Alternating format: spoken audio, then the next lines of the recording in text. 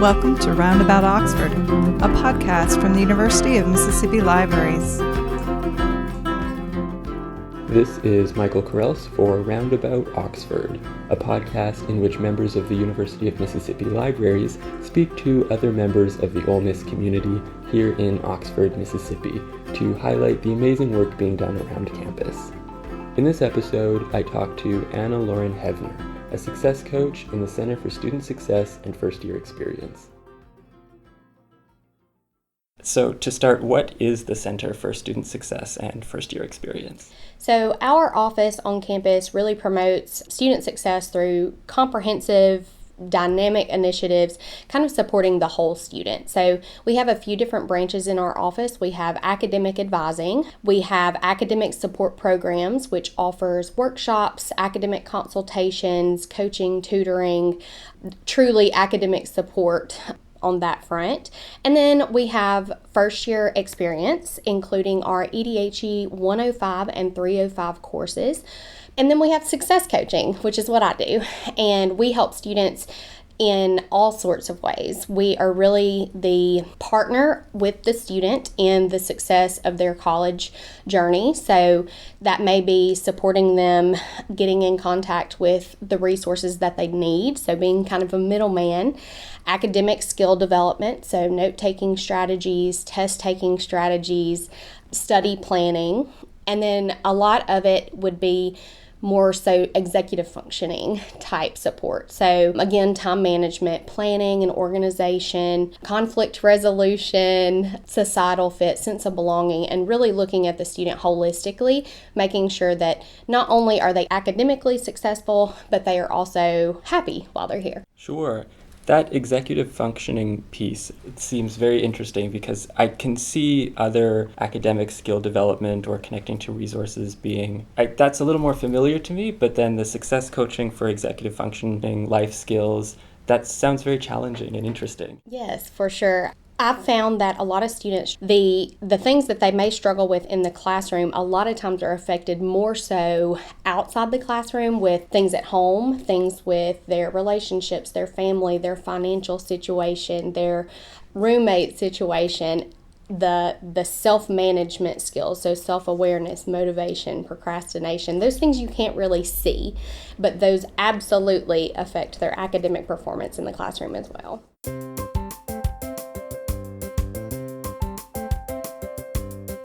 So can you walk me through practically from your end how you would start approaching these kinds of life skill building, executive functioning skills? Is it kind of like booking an appointment, sitting down, doing some kind of assessment, and then making a plan? Like what would be kind of the steps you would take? So typically the way that students get to me first is a few different ways. We are a nationally grant-funded success coaching program. We partnered with the Woodward Hines Education Foundation and were awarded a grant at the university to help encourage the persistence of sophomore and up students. So we meet with all students. We never tell a student they can't come in, obviously, but we focus really on that persistence into the second year since we have so much support in the first year experience part of our office. Now, we have instructors, faculty members, and academic advisors who will meet with a student or see their performance in class and refer students to us and say, hey, this student may not have shown up to class in the last 2 weeks. Can you please check in and see what they might be going through, what they might need. I'm here to support them. Academic advisors, they may share personal things they're struggling with during their advising appointment. Well, that's not really the point of an advising appointment, right? And so they'll send them to me and say, hey, I was able to help them get a schedule, but can you dive deeper into supporting them in this way? And then we have identified students who are seen as underrepresented or marginalized, and we kind of preemptively seek out those students. So we use data analytics to identify those students that would benefit most from having a success coach. So we seek out the student. We send them reminders or emails about important things like deadlines that they may not necessarily know where to look to find. A lot of that may be first-generation students who, they don't know what they don't know. And so we're very proactive in trying to intervene early and take early action in making sure that they have the resources to be successful.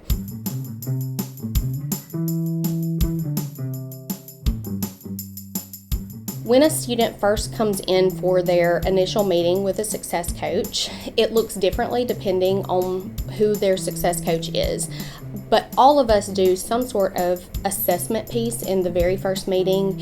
We spend a fair amount of time, it's usually the longest meeting that they come in for, but we spend a fair amount of time getting to know them, really having a conversation that is the building block of building a relationship with them, because if they don't trust you and know that you have genuinely and authentically their best interests at heart, they're very hesitant to share their obstacles and their barriers. And so we get to know them, we ask them things that they struggled with in previous semesters. We set some goals in those first couple of meetings, so SMART goals. Then we set up an assessment checkpoint plan. So some students come in once or twice a month, some students come in every other week, and then some students want to pop in for 10 minutes weekly just to say, hey, can you look over my planner, my to-do list for the week, and keep me accountable for what I've got to do.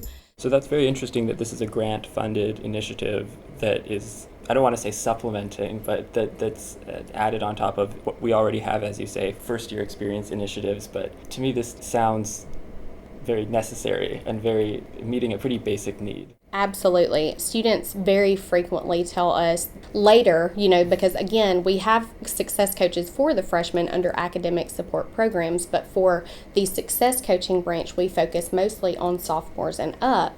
And later in their years, we start reaching out their sophomore year to that identified group of students and saying, hey, this is who I am, this is what I do, this is how I can help you. And it's really an opt-out program. So here I'm reaching out, but they are under no obligation to come in for a meeting. And they will tell us time and time again, their senior year, they start coming in and they're like, man, I really wish I had started coming in my sophomore year. My life would have been so much easier the last 3 years if I had listened to the things that you had to tell me. So I think it's very beneficial, and it really helps success and retention based on a student's sense of belonging, their holistic wellness, so their mental wellness, their social wellness, their academic persistence. So it's very all-encompassing. It looks different by the student, it looks different by the coach, so it's very, very individualized.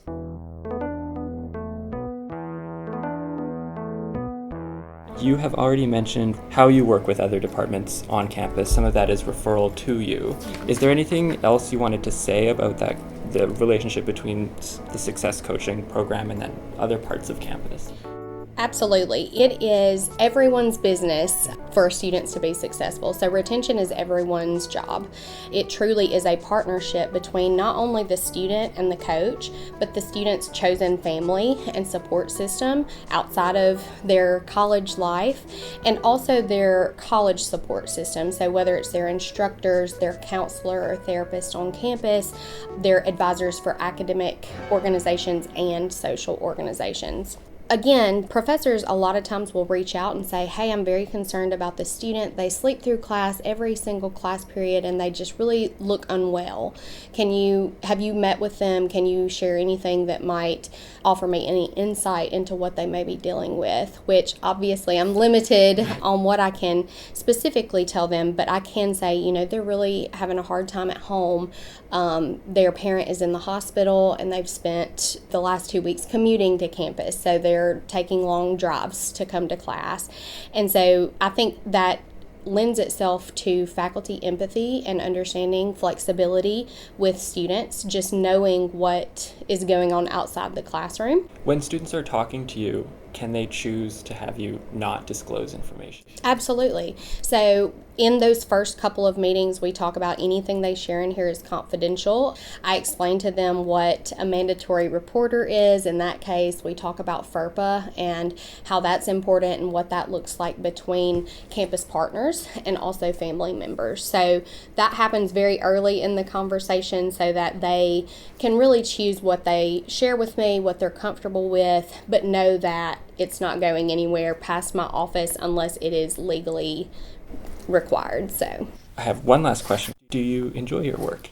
I absolutely do. It is It's life-changing to see a student come in very unsure of themselves with a lack of self-confidence and lack of motivation, really down and hard on themselves. They may be embarrassed or ashamed. They may be mad at themselves because they know what they're doing to, sabotage their efforts.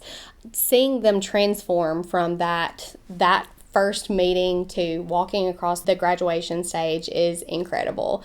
And it's not me who's doing the work, it's them who's doing the work. I'm just teaching them that they can do it themselves. I guess giving them the tools and resources they need in order to see their personal and professional skill development evolve throughout their college journey and know that they did it, know that their success was because of their hard work. It's very rewarding.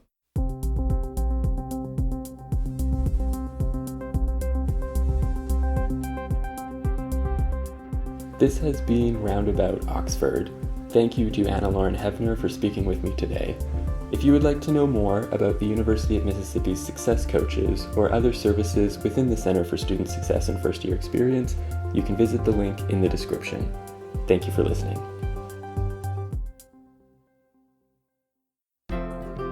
Roundabout Oxford is created by Brian Corrigan, Michael Carelse, Carmen Sanchez Garcia, Joe Moody, and Alex Watson, with musical contributions from Brian Corrigan and Gail Herrera.